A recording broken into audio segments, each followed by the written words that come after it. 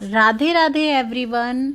आज की इस वीडियो में हम लोग देखेंगे कि भगवान सत्यनारायण का व्रत पूजन कैसे किया जाता है, पूर्णिमा या पूर्णमासी व्रत के क्या नियम होते हैं, व्रत कब कैसे उठाए जाते हैं।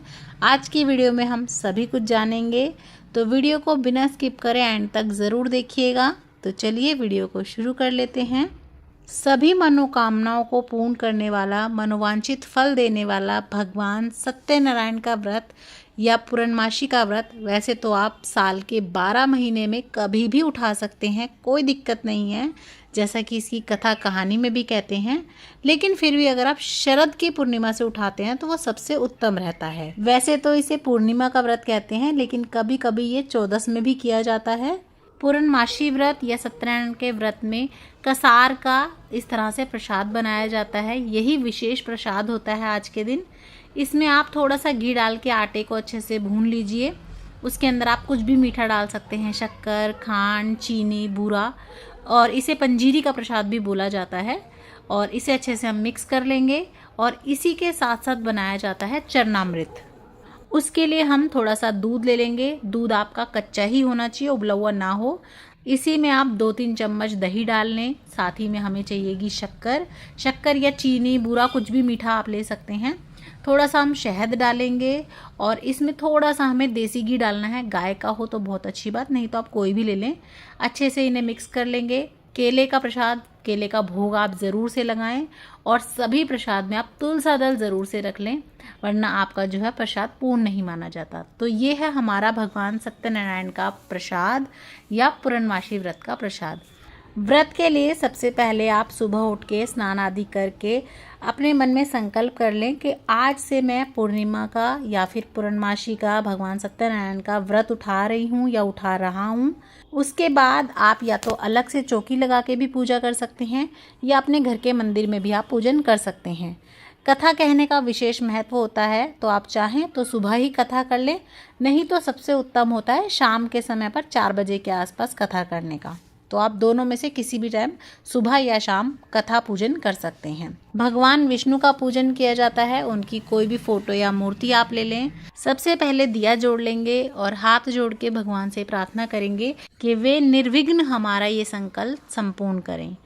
भाव रूप से गंगा जल के छींटे दे के हम स्नान करा देंगे। सर्वप्रथम भगवान गणपति का पूजन करेंगे, चंदन से तिलक करेंगे। भगवान विष्णु को, सभी को हम अच्छे से तिलक करेंगे। अपने दिए का भी पूजन करेंगे, क्योंकि दिया ही हमारी पूजा का साक्षी होता है। वस्त्र रूपी कलावा अर्पण करेंगे भगवान गणपति को। भगवान विष्णु को कलावा अर्पण करेंगे। आप जनेऊ भी अर्पण कर सकते हैं। उसके बाद हम फूल अर्पण कर देंगे सभी को। उसके बाद हम भोग प्रसाद अर्पण करेंगे। तो हमने यहाँ पे पंजीरी का, चरणामृत का और केले का प्रसाद अर्पण करा है। ये प्रसाद तो आप ज़रूर से अर्पण करें। इसके अलावा आप चाहें तो और फल, मिठाइयों का भोग लगा सकते हैं। तो हम यहीं पर पहले चौकी पर ही रख देंगे अपना भोग प्रसाद। धूप दीप अच्छे से हम जला लेंगे, इत्र लगा देंगे भगवान को। उसके बाद यहीं पर बैठकर हमें कथा सुननी है।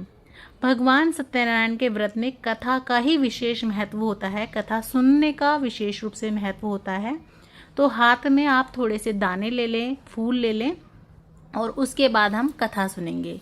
भगवान सत्यनारायण की कथा सुनने के लिए सबसे पहले आप इस तरह से कथा की किताब पे तिलक कर लें और भगवान सत्यनारायण का नाम लेके कथा शुरू करेंगे। कथा आप चाहें तो खुद भी पढ़ सकते हैं या किसी से सुन सकते हैं।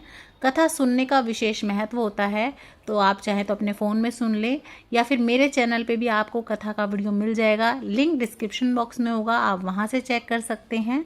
अगर इसी वीडियो में मैं आपको कथा भी सुनाऊंगी तो वीडियो बहुत ज़्यादा लंबा हो जाएगा, इसीलिए कथा का वीडियो मैंने सेपरेट अलग से बना दिया है। कथा सुनने के बाद हम भोग लगाएंगे।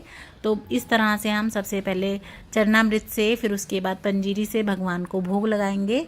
और जैसा कि मैंने आपको बताया, तुलसा दल आप ज़रूर से रखिएगा भोग प्रसाद में।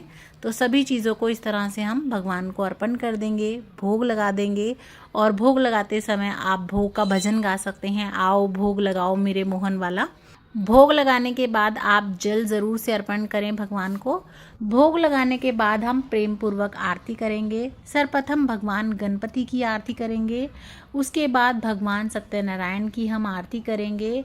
आप चाहें तो 2 आरती कर सकते हैं या 5 आरती कर सकते हैं।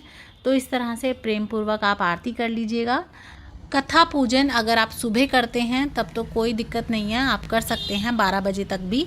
लेकिन अगर आप शाम के समय पर करते हैं और इस बीच अगर आप मान लीजिए बाथरूम वगैरह वॉशरूम वगैरह यूज़ करते हैं तो फिर आप या तो स्नान कर लीजिएगा। अगर नहीं कर पाते तो कम से कम मुँह हाथ पैर धो के आप कपड़े ज़रूर से चेंज कर लें। उसके बाद आप पूजन करें, कथा करें। तो आरती वगैरह करने के बाद आप हाथ जोड़कर पूजा में रहे किसी भी कमी के लिए क्षमा याचना कर लें और इस तरह से थोड़ा सा जल अपनी जो है इस तरह से फिरा दे चौकी पे। तो इस तरह से हम अपना जो है पूजन कर लेंगे बहुत ही सरल तरीके से। पूर्णमासी व्रत में या सत्यनारायण भगवान के व्रत में चंद्रमा का पूजन भी विशेष महत्व रखता है। तो रात को जब आपके चंद्रमा उदय हो जाएंगे तो आपको 1 लोटा जल उन्हें ज़रूर से पहले अर्घ देना है। और अर्घ में जो है आप दूध डाल सकते हैं, कच्चा कुछ मीठा डाल सकते हैं, या जो प्रसाद आपने बनाया है वही थोड़ा सा आप डाल लें और फिर आप चंद्रमा को अर्घ दें, उनका पूजन करें। उसके बाद आप अपना व्रत खोल सकते हैं। व्रत जब आप खोलेंगे तो कुछ भी खाने से पहले सबसे पहले आप भगवान सत्यनारायण का प्रसाद लेंगे, उससे आपका व्रत खोलेंगे। उसके बाद आप कुछ भी शुद्ध सात्विक बिना लहसुन प्याज का कुछ भी खाना खा सकते हैं, रोटी सब्जी पकवान कुछ भी खा सकते हैं, कोई दिक्कत नहीं है। तो इस तरह से बहुत ही सरल तरीके से आप भगवान सत्यनारायण का पूजन कर सकते हैं, कथा सुन सकते हैं। तो ये सरल विधि आपको कैसी लगी कमेंट करके ज़रूर बताइएगा। और वीडियो पसंद आए, अच्छी लगे तो ज़्यादा से ज़्यादा शेयर कीजिएगा अपने फ्रेंड्स एंड फैमिली के साथ। और इसी तरह से हिंदू धर्म, पाठ पूजा, घर गृहस्थी से रिलेटेड वीडियोस देखने के लिए चैनल पर बने रहें। और अगर अभी तक सब्सक्राइब नहीं किया है तो प्लीज़ सब्सक्राइब कीजिए, लाइक शेयर करना बिल्कुल ना भूलिए और कमेंट बॉक्स में अपनी हाजिरी ज़रूर से लगाएं। जय सिया राम, राधे राधे।